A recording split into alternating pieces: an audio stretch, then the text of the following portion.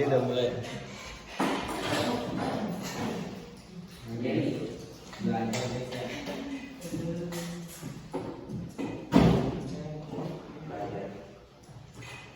Bismillahirrahmanirrahim. Assalamualaikum warahmatullahi wabarakatuh. Waalaikumsalam warahmatullahi wabarakatuh.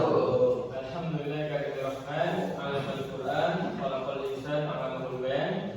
Asyhadu an la ilaha illallah wa asyhadu anna Muhammadan abduhu wa rasuluh. La nabiyya wa la rasula ba'da amma ba'du. Kaifa halukum? Alhamdulillah baik. Baik, anak-anakku semuanya. Kita bertemu lagi pada hari ini. Hari ini kita akan memasuki pelajaran dengan mata pelajaran hadis akhlak. Sebelum kita masuk, saya akan absen terlebih dahulu. Jadi silakan angkat tangannya, sebutkan namanya dan katakan hadir. Hasbi, Arkan, Aska, Rio, Alto, Ulum, Firdaus, Naufal, Dafa, Fahri, Irfan, Jerry. Oke, alhamdulillah hadir semua. Ada yang ada yang hadir atau memang sedikit jumlahnya? Siapa yang nggak hadir? Kemana Suliana? Sakit Mas B, terima kasih semoga cepat sembuh.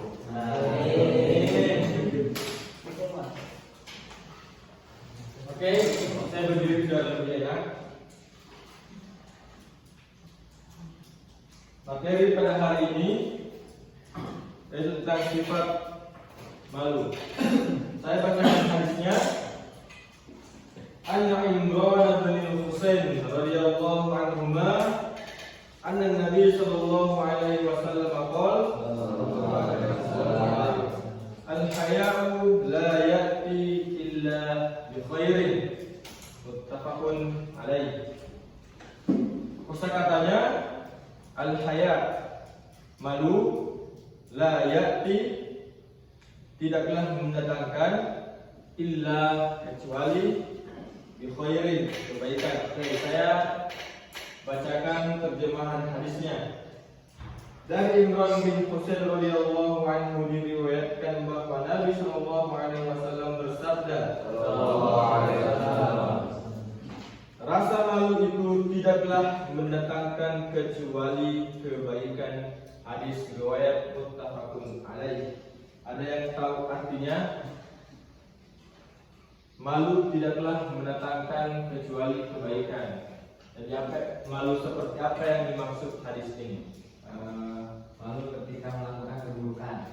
Malu ketika Melakukan keburukan. Jadi malu tidaklah mendatangkan kecuali kebaikan. Jadi kalau kita malu, jadi sehingga kita tidak melakukan kebaikan tersebut, maka apa keburukan tersebut, maka kebaikan yang kita dapatkan.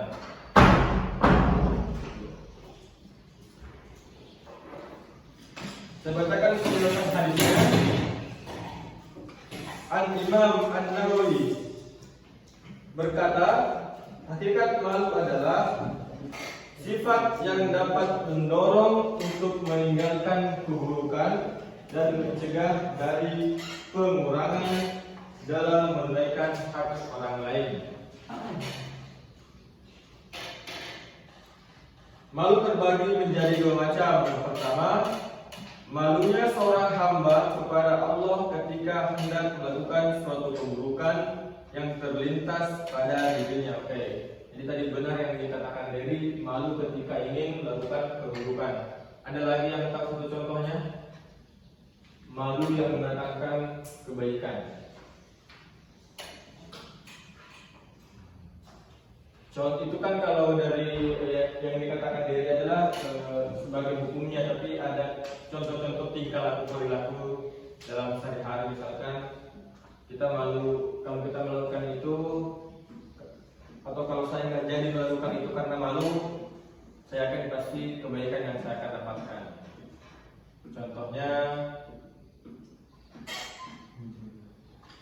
saya malu menyontek ketika ujian. Jadi kalau kita sudah bersifat jujur, pahala nggak didapatkan? Oke. Yang kedua, malu kepada sesama makhluk ketika melakukan atau mengucapkan sesuatu yang tidak disukai. Apa? Tahu toksin? Apa bahasa toksin? Bicara kasar. Kalau kita berbicara kasar, ngatain orang itu seneng nggak? Tapi kita seneng nggak? Jadi yang salah siapa sebenarnya? Bahasanya atau kitanya? Jadi bahasanya yang salah. Berarti kalau ada yang membunuh orang pakai pisau, yang salah pisaunya. Jadi gimana nih statement kalian mengatakan bahasanya yang salah bukan orangnya?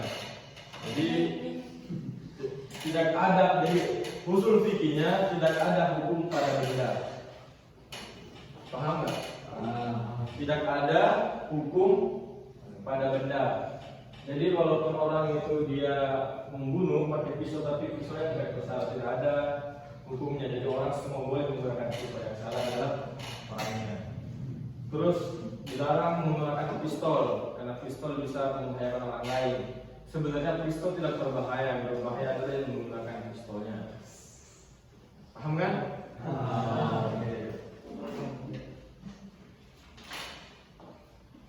Lanjut.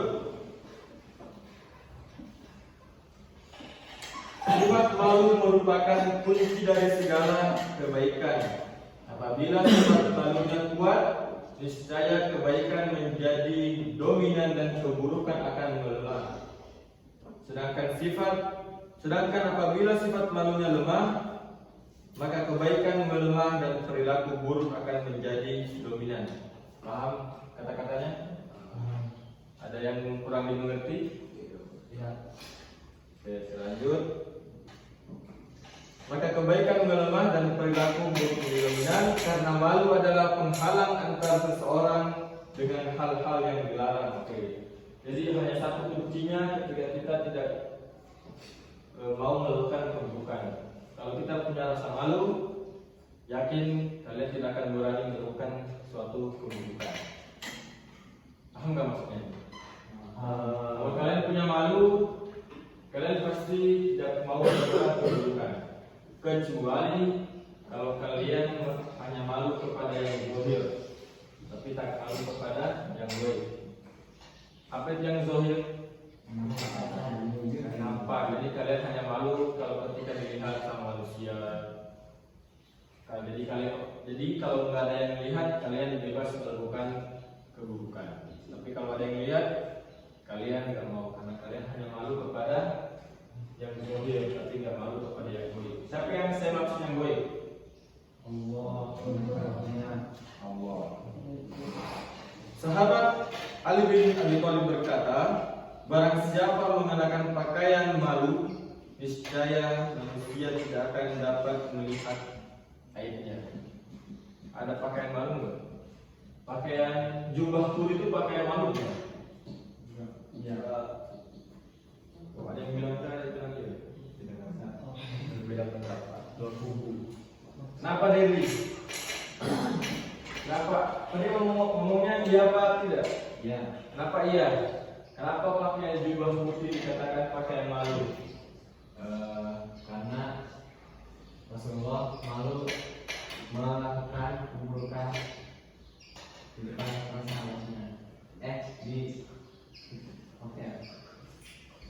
Oke, nanti saya jelas. Kalau dapat kenapa? Mengatakan tidak. Bisa ya tidak ada gitu. Jadi termasuk contoh kecil jubah putih pakai malu karena melindungi tubuh kita yang nggak mau kita perlihatkan ke orang lain. Termasuk. Tapi sebenarnya bukan itu yang dimaksud. Tapi yang dimaksud adalah yang saya sebutkan tadi, kalau sudah punya rasa malu, tidak ada lagi yang hal-hal buruk yang akan kalian lakukan kalau kalian menggunakan atau menanamkan rasa malu pada diri sendiri. Jadi pelajaran hadis yang diambil ada 3 poin. Yang pertama, sifat malu dapat mendorong untuk mengerjakan kebaikan. Yang kedua, sifat malu menjadi dua atau terbagi menjadi dua, yaitu malu terhadap Allah dan malu terhadap sesama makhluk. Yang ketiga, sifat malu merupakan pakaian penghias diri. Jadi kalau perempuan merasa bangga dengan pakaian-pakaian yang elegan atau menor, kalian harus bangga kalau kalian menggunakan pakaian malu, tapi jangan menafsirkan harus menggunakan pakaian jubah. Terus saya cerita sedikit, itu kalau di Arab itu cadar sudah menjadi budaya, bukan lagi menjadi suatu hukum. Paham maksud saya nggak? Maksudnya, jadi di Arab itu atau di negeri-negeri sana sudah banyak remaja-remaja yang menafsirkan cadar itu atau niqab buat tutup muka itu bukan lagi sebagai syariat, tapi sebagai adat. Jadi teman saya yang pernah ke sana atau yang tinggal di sana cerita, katanya remaja-remaja di sana itu pakai cadar, tapi diskotik. Cadar tapi diskotik. Cadar tapi ke klub-klub. Karena di Arab sekarang karena pemerintahnya baru, artinya klub dibolehkan, diskotik dibolehkan, perempuan dibolehkan, bioskop dibolehkan, bawa mobil dibolehkan. Pokoknya yang sebelumnya nggak boleh, sekarang boleh.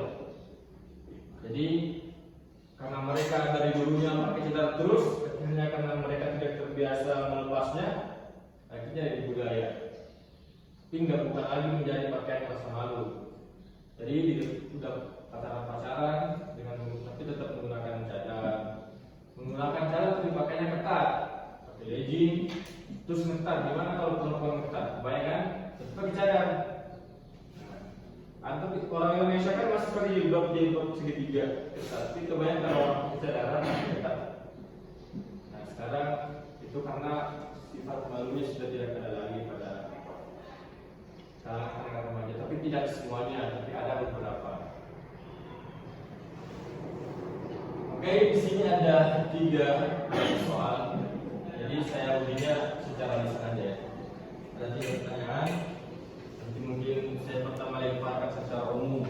Kalau nggak ada yang tahu saya random ini orangnya. Apa hakikat dari sifat malu? Apa hakikat dari sifat? Yo. Tidak mengatakan selain kebaikan. Oke, benar. Yang kedua, lanjut. Sebutkan pembagian dari sifat malu. Akan. Atau ada yang lain? Yang lain dulu. Saya jadi.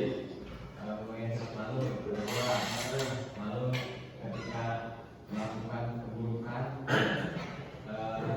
lalu malu ketika berbicara kotor. Itu contohnya. Itu contoh sifat.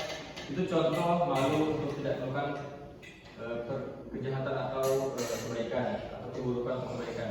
Tapi ada 2 pembagian secara garis besarnya. Ada yang tahu?